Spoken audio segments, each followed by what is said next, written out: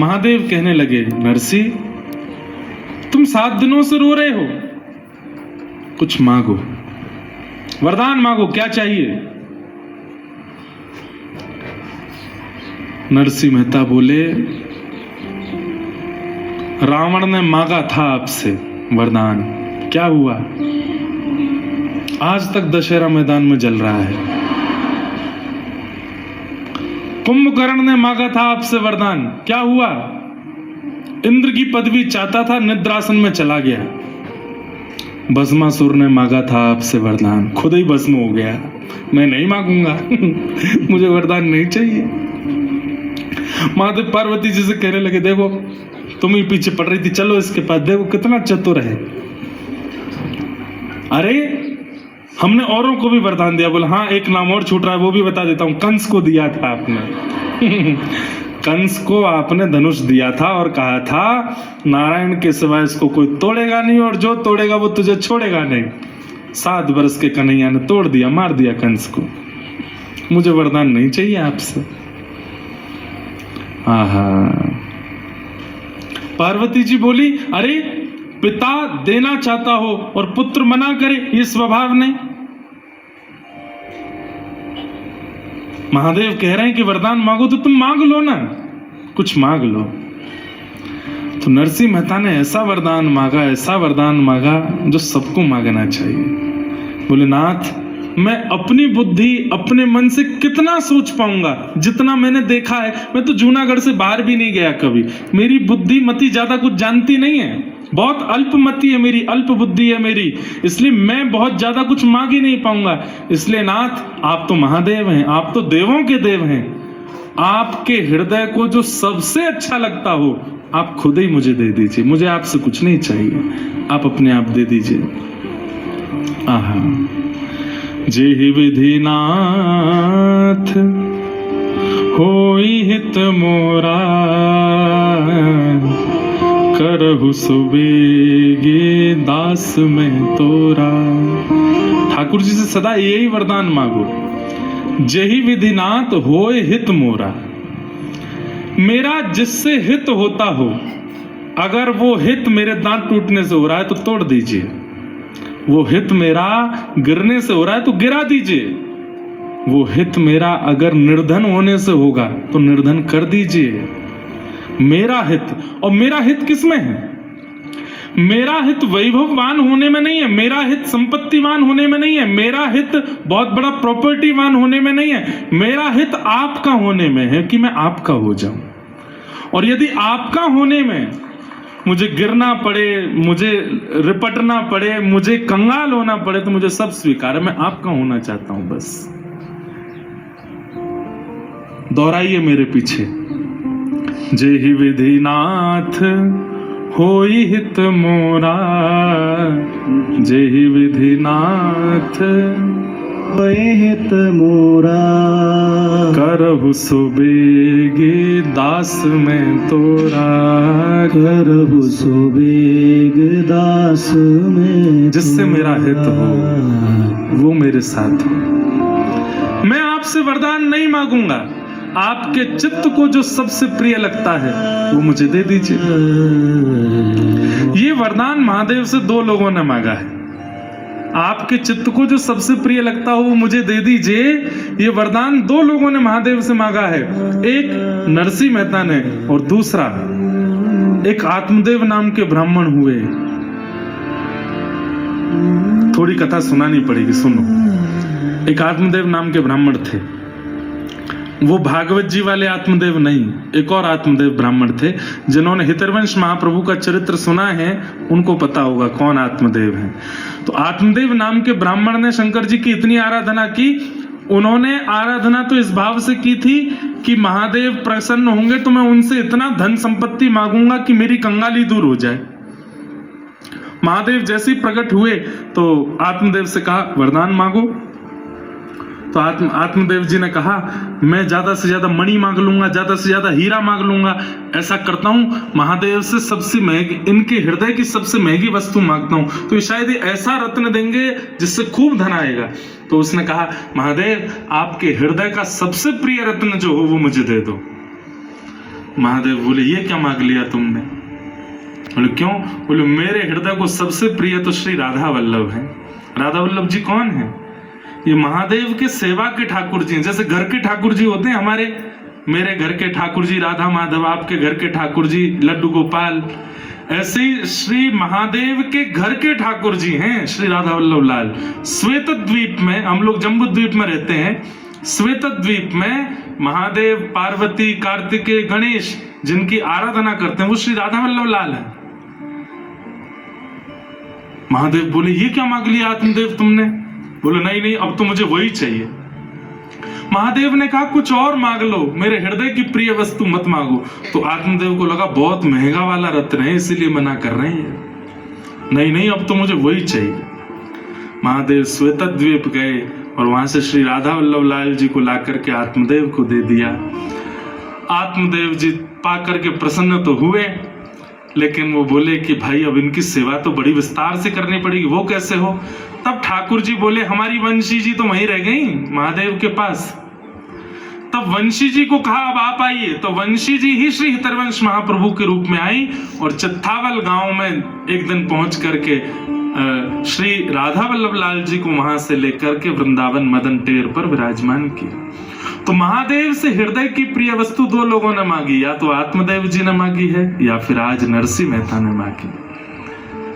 महादेव बोले मेरे हृदय को सबसे प्रिय तो श्यामा श्याम है। ये सुनते ही तो नरसिंह मेहता नाचने लगे, बस यही चाहिए, अब तो यही चाहिए।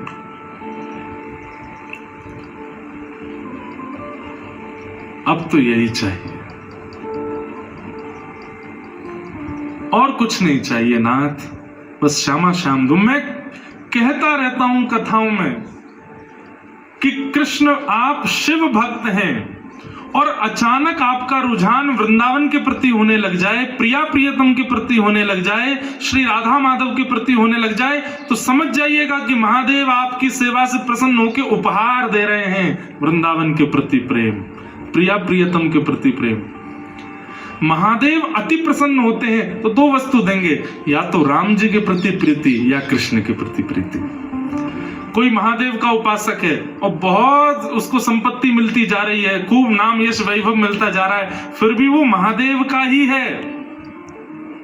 ऐसी कृपा तो रावण पर भी करी थी इन्होंने। सोने की नगरी में रहता था रावण, क्या नहीं था उसके पास? सब कुछ था, लेकिन राम भक्ति नहीं दी, कृष्ण भक्ति नहीं थी। महादेव किसी पर अति प्रसन्न हो जाते हैं तो उसको कृष्ण प्रिय लगने लग जाते हैं। कहीं ना कहीं मैं, आप, हम सब जो यहां बैठे हैं, हमारी कृष्ण भक्ति की जो उत्कंठा है, कभी ना कभी किसी जन्म में महादेव की हमने बड़ी आराधना की है, तभी कृष्ण भक्ति मिली। कौन गाता है राधा कृपा कटाक्ष? महादेव गाते हैं। मुनिंद वृंद वंदिते त्रिलोक शोकारिणी, किसके शब्द हैं ये? महादेव के शब्द हैं। हमारे यहाँ स्तोत्र राज कहा जाता है, स्तोत्रों का राजा कहा जाता है महादेव की स्तुतियों को, और उसमें भी एक महादेव की स्तुति है, हाँ, शिव महिम्न स्तोत्र, उसको स्तुतियों का राजा कहा जाता है।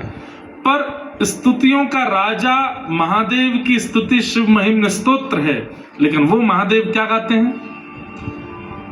कृपा करिष्यसि हमाम कृपा कटाक्ष भाजनम। वो किशोरी जी का यश गा रहे हैं। ये बहुत गोपनीय बात है, ये बड़ी गूढ़ बात है कि महादेव निरंतर नेत्र बंद करके श्री राधा कृष्ण का स्मरण करते। अच्छा, एक आपको अंतरंग बात बताऊं, महादेव कौन है?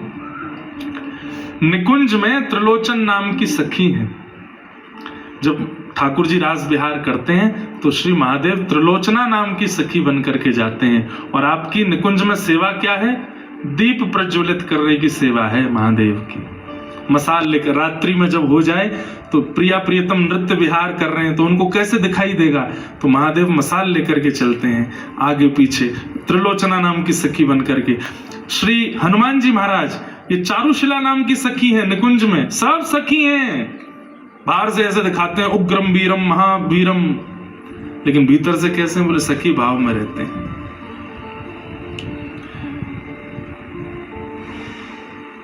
नरसिंह मेहता ने कहा आपकी हृदय की प्रिय वस्तु चाहिए, महादेव बोले हृदय के प्रिय तो श्यामा श्याम है, चरण पकड़ लिए बस वही चाहिए, अब और कुछ नहीं चाहिए।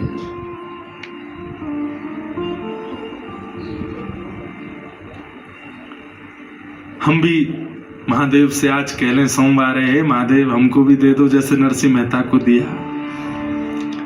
शिव कैलाशों के वस धौली धारों के राजा, शंकर संकट हरना। ओ शिव कैलाशों के वासी, धौरी धारों के राजा, सब लोग गाओ। संकट हरना। ओ भोले बाबा शंकर संकट हरना। ओ भोले बाबा शंकर संकट हरना।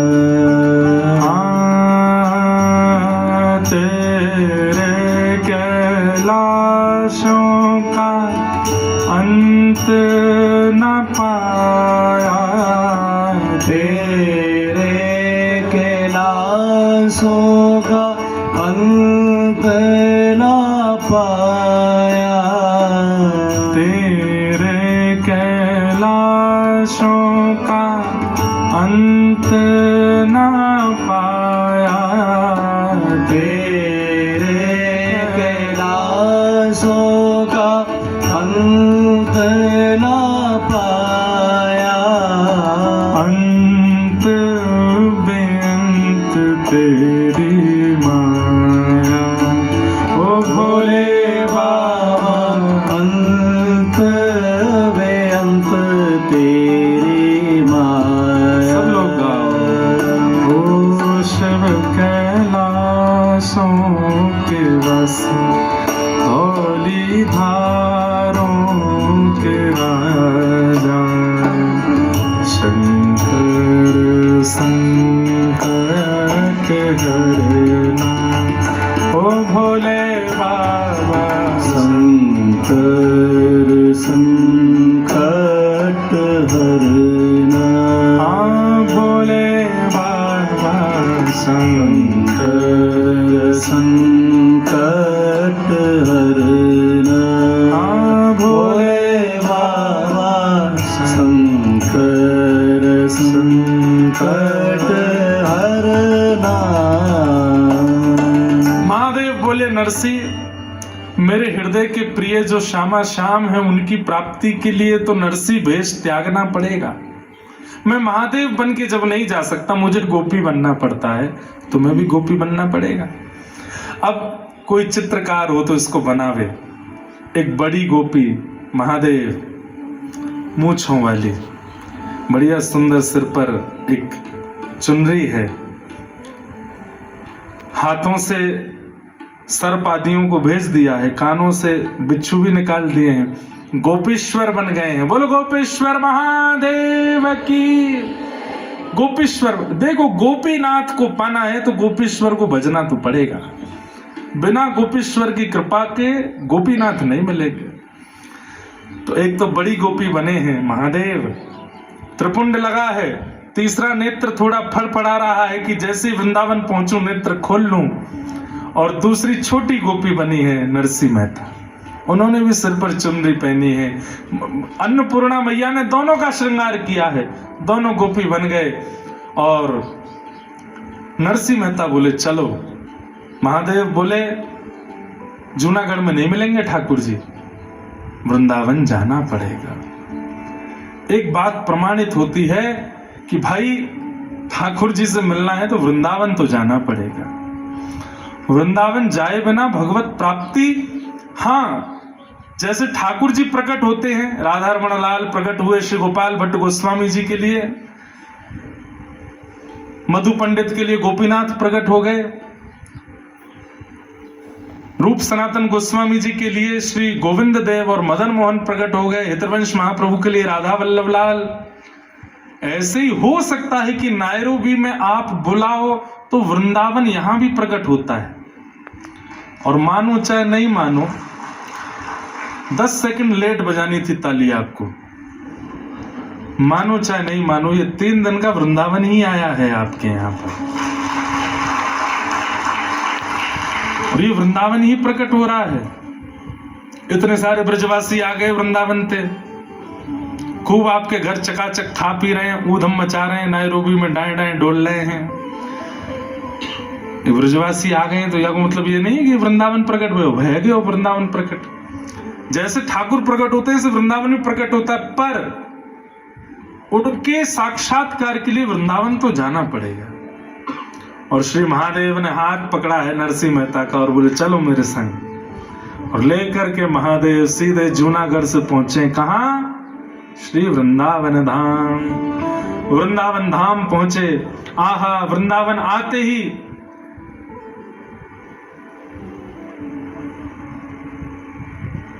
सब नीको है, यमुना जी नीकी हैं, वृक्ष नीके हैं, पर्वत नीके हैं, कुंज गलियां नीकी हैं, सब कुछ इतना सुंदर है।